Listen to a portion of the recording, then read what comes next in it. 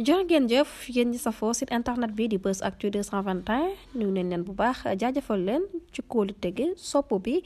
ak topp bi nga xamante ne rek yi nag ñu koy topp bu leen fàttee abonné di bës cloche de notification yi ngir mën a am yeneen i info mati mbégte ak bànneex saa su nekk rek di ànd ak yéen ci seen chaîne bi di Buzz Actu 221 li gën a fës ci bopp xabar yi nag dañu koy dore chroniqueur bi di Ahmed Ndoye daal ne déclaré que ne nag moom si jëmmi boppam kaddu yu mu yëkkati daal chefu parti Pastef la ko daal di jagleel bu fekkee ne Ousmane Sonko nag dafa daal di gis ne rek moom si jëmmi boppam rek da ko daal di offensé moom si jëmmi boppam rek na ko daal di porter plainte di ay kàddoom moom chroniqueur bi di Ahmed Ndoye nga xamante ne rek dañu ko defee ni ki altine démb nag ci kanamu parquet ñu ngi koy toppee rek yëkkati ay kàddu yu tegginewul di ko teg ci kaw ndawal buur ba noppi fasal ay xibaar yoo xamante ne dara wóoru ca mbir mu nu mel nag dinañu xam rek fan lay daal di mujjee ni ki tey ci talaata ji ci kanamu enquêteur daal dinay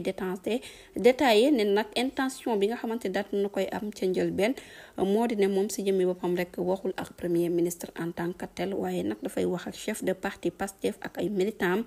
bu ñu sukkandikoo ci chroniqueur bi nag kàddu yu mu daal di yëkkati nag jagleelu ko ki nga xamante ne moom mooy ilimaani jawriñ bu njëkk bi waaye nag chefu parti Pastef la ko daal di jagleel moom si jëmmi boppam ne daal bu fekkee ne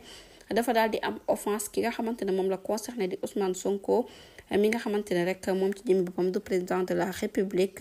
waaye nag daal nay gis ne rek mbir mu nu mel dafay daal di justifier saisine bi nga xamante def nañ ko ci kanamu procureur ak lépp lu mu ci mënti demee rek bu fekkee ne kii di Ousmane Sonko dafay yaakaar ne nag da koo daal di offensé moom si jëmmi boppam bu ko neexee mën na ko porter plainte mu nekk justification bi nga xamante ne chroniqueur bi daal na koy fësal du ñàkk dinañ ci ñëwaat ci yeneen i jotaayu xabaar ci la ngeen jëf ci ànd bi bu leen fàttee abonné bés cloche de notification yi ngi dara bañ leen raw